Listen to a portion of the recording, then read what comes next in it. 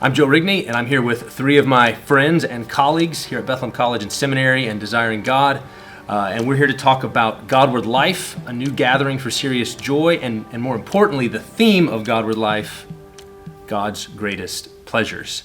So we've got here David Mathis, one of my fellow pastors at Cities Church and the executive editor at Desiring God, Louis Guest, pastor of Jubilee Church, and a professor here at Bethlehem College, and Marshall Segal, managing editor at Desiring God.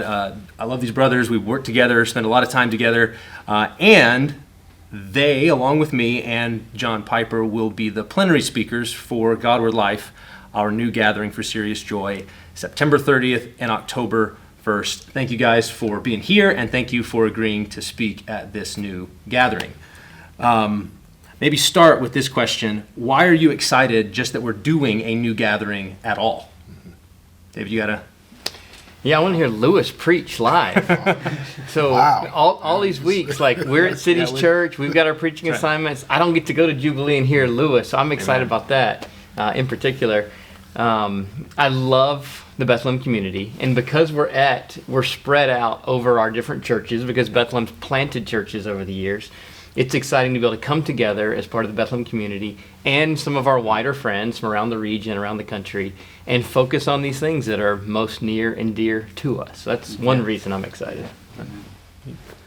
Yeah, the reason I'm most excited is that I remember being awakened to these truths when I was in college.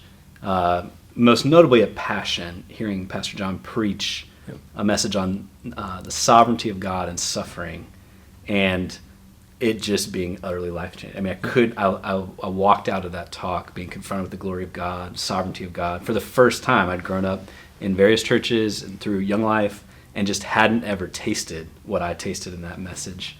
And so it sent me on a journey reading God as the gospel. And so I just vividly remember being awakened to the glory of God and that God wanted me to enjoy him and his glory.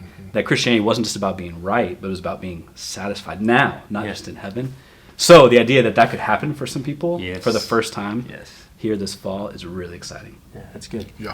Now, a couple of my excitement with what you mentioned about these truths coming alive in people's hearts, and to think about it being done in a multi-generational level. So imagine you bring your family, you have your father who's taken with these truths, you have your children who's taken with these truths, your wives taken with these truths, and imagine what that looks like now back in your household, back in your community, back in your space. It excites me to be able to get together with your brothers and sisters that'll be with us. Yeah, I mean, those are some great, because the drawing people to an event where God can meet them and do that life-changing work. I was the same way in college. I remember coming up here when I was still in college for events, for conferences, and those were utterly just transforming to hear the word preached like that and then to take it back. It's why I ended up coming here. Like all of us, none of us are from Minneapolis, right? You know, East Coast, right? South Carolina, Michigan, Ohio, Texas.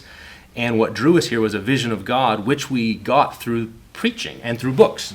And so I'm really thrilled. I hope that folks feel like, man, old people, young people, students, women, men, the whole group come and hope that God would meet them in a powerful, powerful way.